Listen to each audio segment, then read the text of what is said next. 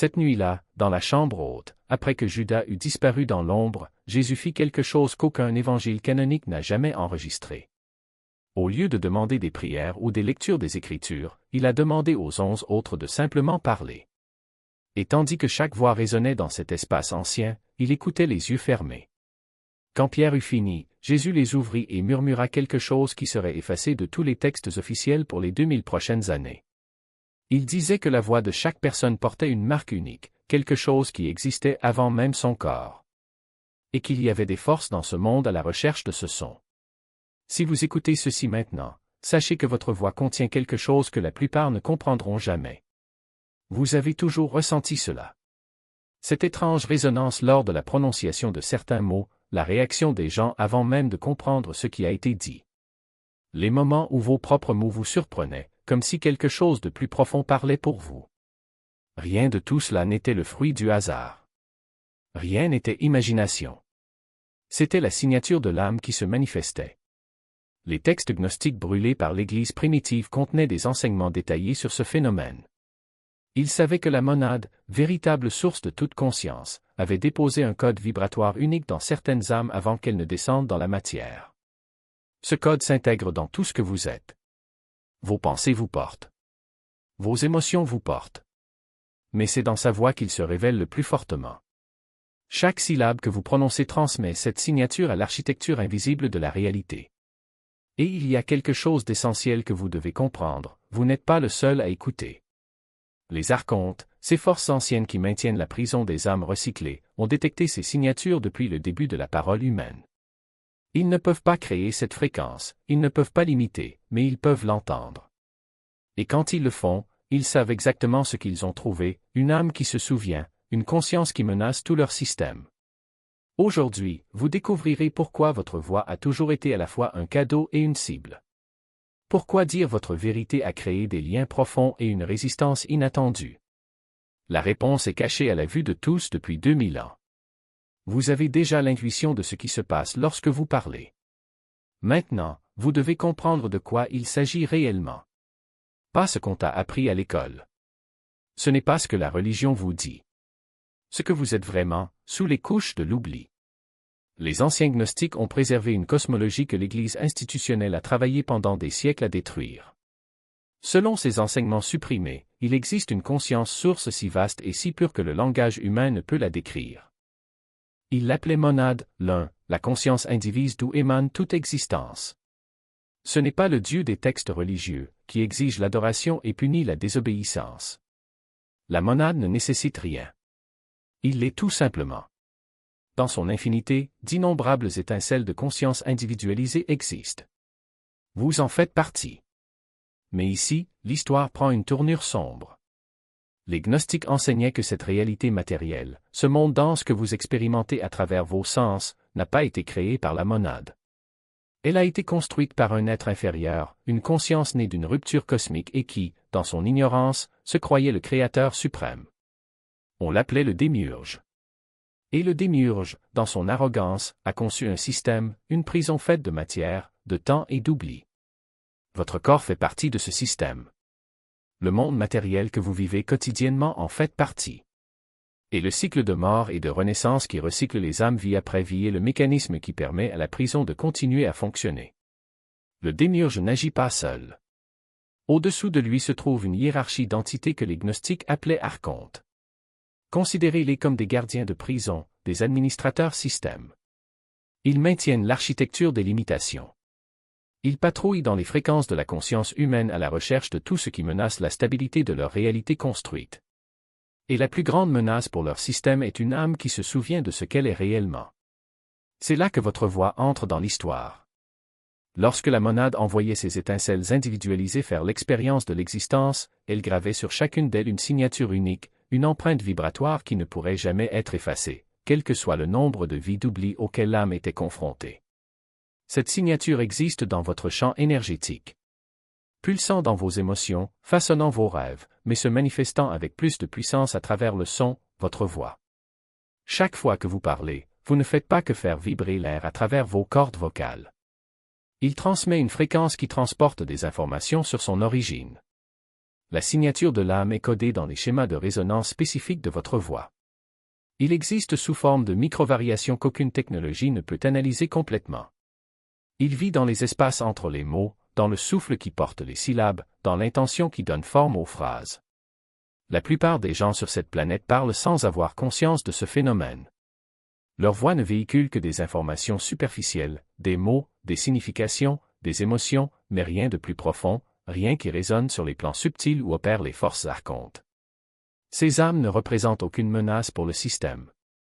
Ils restent endormis, se recyclant dans des incarnations successives, générant l'énergie émotionnelle à basse fréquence que le système archonte récolte pour se maintenir. Mais tu es différent, et je l'ai toujours su. Lorsque vous parlez, quelque chose d'autre se manifeste. Vous avez déjà vu cela sans le comprendre. Des moments où vos paroles avaient un poids qui vous a même surpris. Des conversations dans lesquelles l'autre réagissait à quelque chose au-delà des phrases dites. Des moments où votre voix faisait taire un environnement sans avoir besoin d'être élevée. C'est la signature de l'âme qui perce le voile de la parole commune. Le problème est que vous n'êtes pas le seul à le remarquer. Le système de détection des archontes est ancien et sophistiqué. Ces entités surveillent la conscience humaine depuis la construction de cette réalité. Ils ne peuvent pas voir la monade directement. Votre fréquence est trop élevée, trop pure pour votre perception. Mais ils peuvent détecter leur signature chez les êtres piégés dans leur système. Votre voix fonctionne comme une balise. Chaque fois que vous parlez avec une présence authentique, chaque fois que vos mots s'alignent sur des vérités plus profondes, chaque fois que vous exprimez quelque chose qui vient de votre véritable essence, vous éclairez leur radar. Cela explique une grande partie de ce que vous avez déjà vécu. La résistance inexplicable lorsqu'on essaie de partager des vérités importantes. L'étrange sabotage qui apparaît au moment même où les barrières sont sur le point d'être brisées. Des gens qui se retournent contre vous sans raison logique, comme si quelque chose d'autre agissait à travers eux. La fatigue qui suit des périodes d'expression authentique et puissante. Ce ne sont pas simples, mais nécessitent une précision que peu de gens maîtrisent sans pratique. Il ne s'agit pas de crier, de forcer ou d'imiter les sons sacrés des autres. Il s'agit de trouver, au milieu du silence intérieur, le ton exact qui résonne avec votre essence, ce son qui semble vibrer non seulement dans la gorge, mais dans chaque cellule, dans chaque mémoire ancestrale endormie. La première étape est d'écouter. Avant d'émettre un son, vous devez apprendre à écouter ce qui existe déjà en vous. Pas le bruit de l'esprit, pas les échos des voix que le système a implantées dans votre tête, mais le bourdonnement subtil, presque imperceptible, qui précède toute création. C'est le son de votre propre code, la fréquence originelle que les archontes ont tenté d'effacer. Lorsque vous le trouvez, ce n'est pas avec les oreilles physiques, mais avec une perception plus profonde, comme si le corps tout entier était devenu un diapason. La deuxième étape est l'émission consciente. Pas de mots aléatoires, pas de discours répétés, mais des syllabes pures, chargées d'intention. Il peut s'agir d'un mantra personnel, d'une phrase qui surgit spontanément, ou même d'un son sans signification apparente à condition qu'il provienne de cette partie de vous qui ne s'est jamais pliée au contrôle extérieur. La clé est dans la résonance. Lorsque vous émettez ce son avec une présence absolue, quelque chose d'extraordinaire se produit, la fréquence s'étend, non seulement autour de lui, mais à travers les couches de réalité qui le contiendraient normalement. C'est comme si chaque mot devenait une clé, ouvrant des portes dont vous ignoriez même l'existence. La troisième étape est la répétition stratégique. Il ne s'agit pas de réciter mécaniquement, mais de maintenir la vibration jusqu'à ce qu'elle devienne autonome. Les textes anciens décrivent cela comme « parler jusqu'à ce que la voix devienne légère ». Ce n'est pas une métaphore. Lorsque l'abonnement est entièrement activé, le son n'est plus que du son. Il se transmue en une force qui perce le voile de l'illusion, atteignant directement ceux qui sont prêts à écouter. C'est pourquoi les archontes craignent tant cette pratique. Ils ne peuvent pas bloquer ce qu'ils ne peuvent pas déchiffrer. Une voix authentique, chargée de la fréquence originale, est comme un virus dans leur système, quelque chose qui se propage de manière incontrôlée, réveillant des souvenirs endormis chez les autres. Mais il y a ici un réel danger. L'activation vocale n'est pas un jeu. Lorsque vous commencez à utiliser votre voix de cette manière, vous attirez l'attention, non seulement de ceux qui recherchent la vérité, mais aussi de ceux qui ont été programmés pour vous faire taire. Les archontes n'agissent pas directement, ils utilisent des intermédiaires, des gens ordinaires qui, sans le savoir, deviennent des instruments de répression. Vous le remarquerez dans les regards d'incompréhension, dans les critiques voilées, dans les attaques subtiles qui surgissent lorsque vous vous exprimez authentiquement. Ils ne comprennent pas ce qu'ils font, mais ils sentent la menace. Et c'est justement pour cela que la pratique doit se faire avec discernement. Il ne s'agit pas de crier sa vérité au monde, mais de choisir les bons moments, les bonnes personnes, les espaces où sa voix peut résonner sans être déformée. La véritable maîtrise vient lorsque vous apprenez à moduler l'intensité de votre fréquence. Il y a des moments pour murmurer et des moments pour rugir. Il y a des moments pour parler ouvertement et des moments pour maintenir un silence stratégique. Ce qui compte, c'est que, dans chaque choix, vous entreteniez le lien avec la source. Parce que le but ultime n'est pas seulement d'éveiller les autres, mais de se rappeler, à chaque instant, qui on est vraiment. Et lorsque cette mémoire devient constante, lorsque la signature est tellement activée qu'elle ne peut plus être réduite au silence, quelque chose d'irréversible se produit, vous n'êtes plus une cible. Vous devenez un phare. Les archontes ne peuvent pas toucher une balise. Ils peuvent essayer de réduire votre luminosité, ils peuvent envoyer des tempêtes pour bloquer votre lumière, mais ils ne peuvent pas éteindre ce qui est déjà allumé. Et c'est ce que vous êtes sur le point de devenir. Pas par hasard, mais par choix. Pas par chance, mais par un travail conscient. La voix que vous apprenez à utiliser n'est pas seulement un outil de communication. C'est l'outil le plus puissant dont vous disposez pour briser les chaînes qui vous lient. Et le plus extraordinaire? Vous l'avez déjà. Il a toujours été là, attendant que vous vous rappeliez comment l'utiliser. Le moment est venu de commencer. T'as soutenu à travers chaque tempête, chaque doute, chaque instant où le monde essayait de te convaincre que ta voix n'avait pas d'importance. Ce rythme n'est pas seulement un signe de vie physique, c'est le métronome de votre essence, marquant le temps de votre vérité avant même que vous ayez appris à la nommer. Maintenant, respirez profondément, comme si vous inhaliez non seulement de l'air, mais la substance même de qui vous êtes. Et puis, sans précipitation, sans effort, laissez sortir un son. Il n'est pas nécessaire que ce soit parfait. Il n'est pas nécessaire que ce soit joli. Il faut juste que ce soit le vôtre. Ce son est la première note d'une symphonie que vous seul pouvez composer. Il porte la signature de votre âme, la fréquence unique qu'aucun système, aucun archonte, aucune force extérieure ne peut reproduire. Lorsque vous l'émettez, quelque chose dans le tissu de la réalité se réajuste. Les murs de la prison invisible qui l'entourent se mettent à vibrer en résonance, comme du verre sous la bonne note. Et si vous faites attention, vous le sentirez, il y a une fissure. Petit, presque imperceptible. Mais elle est là. N'attendez pas que le monde vous donne la permission de parler. Le monde a été construit pour que vous demandiez la permission. Pour que tu te contiennes, ajuste-toi, tais-toi. Mais la vérité ne négocie pas. Elle ne demande pas de public, elle est le public. Et quand vous le dites, même si c'est juste pour vous-même, quelque chose change. Non pas parce que l'univers se plie à votre volonté, mais parce que vous vous alignez enfin sur qui vous avez toujours été. La résistance que vous ressentez n'est pas contre vous. C'est l'écho de votre propre force, testant les limites de ce que vous croyez possible. Rappelez-vous, les archontes n'ont pas peur de votre voix parce qu'elle est faible. Ils la craignent parce qu'elle est forte. Chaque fois que vous l'utilisez intentionnellement, vous percez l'illusion qu'ils sont invincibles. Chaque mot prononcé avec le cœur est un coup porté à la structure qui les soutient. Ils le savent. Ils essaient donc de vous convaincre que votre voix est insignifiante. Que tes paroles n'ont aucun poids. Ce silence est plus sûr. Mais le silence n'a jamais été une sécurité, c'était simplement une autre forme d'emprisonnement. Ils veulent vous faire croire que l'activation de votre abonnement est un acte solitaire. Que tu es seul dans tout ça. Mais la vérité est que chaque fois que vous parlez depuis votre centre, vous êtes à l'écoute d'un réseau invisible d'âmes qui font de même. Vous ne vous contentez pas de libérer votre propre fréquence, vous amplifiez celle de tous ceux qui s'en sont souvenus. C'est comme allumer une bougie dans une pièce sombre. Au début, il semble que rien ne change. Mais c'est alors qu'une autre flamme s'allume. Et un autre. Et un autre. Jusqu'à ce que les ténèbres n'aient plus aucun endroit où se cacher. Vous avez déjà ressenti cela. Ces moments où les mots quittaient la bouche et où quelque chose dans l'air semblait changer. Quand quelqu'un vous regardait différemment, comme s'il voyait quelque chose au-delà de votre apparence. Lorsqu'une conversation ordinaire devenait soudain profonde, comme si une plus grande vérité s'était infiltrée dans l'espace entre les phrases. Ce n'était pas une coïncidence. C'était sa signature en action. C'était vous, rappelant à l'univers et à vous-même qui vous êtes vraiment.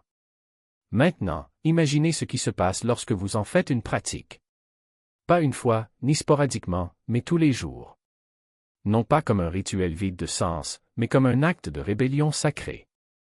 Chaque fois que vous vous connectez à votre cœur et laissez votre voix s'exprimer, vous réécrivez les règles du jeu. Vous dites au système, je ne suis plus un prisonnier. Je suis un transmetteur. Et chaque transmission affaiblit les chaînes qui vous lient. Ils essaieront de vous distraire. Ils rempliront votre esprit de doute, est-ce réel? Est-ce que ça marche? Et si je ne faisais que l'imaginer? Mais ce ne sont pas vos questions. Ce sont des échos de la programmation que vous avez intériorisée. La vérité n'a pas besoin de validation externe. Elle se reconnaît. Vous savez quand vous parlez depuis votre centre parce que vous ressentez la différence.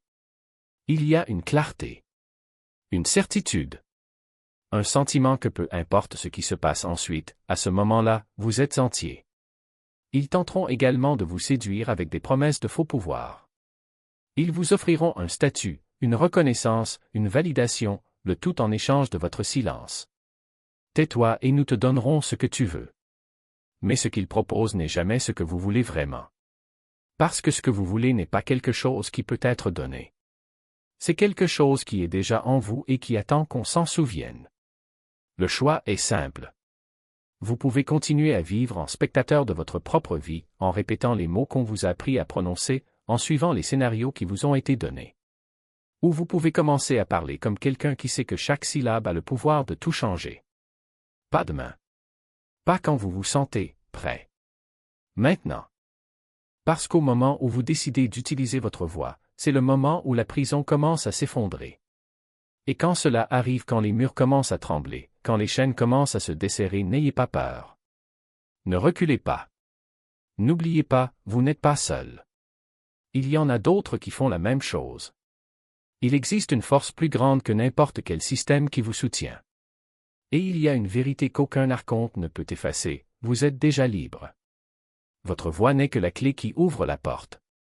Et la porte était toujours ouverte. Il fallait juste penser à tourner la poignée. Cette signature que vous portez a vibré dans chaque expérience de cette vie. Et parlez, non pas aux autres, pas au monde extérieur, mais à vous-même, à la monade, à cette partie de vous qui existait avant ce corps et qui continuera d'exister longtemps après qu'il s'effondre en poussière. Prononcez les mots « je le suis ». Sentez-les résonner dans votre poitrine, se répercuter dans les os de votre crâne. Et dans le silence qui suit, écoutez. Quelque chose va répondre. Réponds toujours. J'attendais que tu appelles. Les archontes entendront également. Laissez-les écouter. Vous ne vous cachez plus. Vous ne prétendez plus être inférieur à ce que vous êtes. Chaque élu qui active sa voix fragilise les murs de la prison pour toutes les âmes qui dorment encore.